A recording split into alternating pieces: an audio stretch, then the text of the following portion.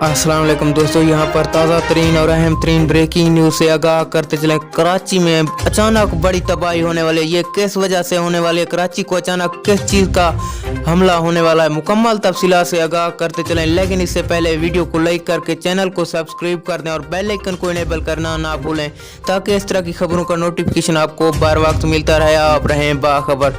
जी हाँ दोस्तों, कराची में बड़ी तबाही होने वाली है, क्योंकि डीप डिप्रेशन गुलाब कराची की तरफ बहुत तेजी से बढ़ता जा रहा है, जिससे कराची समंदर में बड़ी तूफानी हो सकती है। डीप डिप्रेशन पर घंटा की स्पीड 300 किलोमीटर हो चुकी है और डीप डिप्रेशन कराची से 1705 किलोमीटर की दूरी पर है। वहां के माहिगीरों का कहना है कि 30 सितंबर तक कराची में समुद्री तूफानी चलती रहेगी और वहां के सैली इलाके भी ज़ेरे आब हो सकते हैं। दोस्तों, अगली वीडियो तक हमें दीजिए इजाज़त। अल्लाह निगहबान।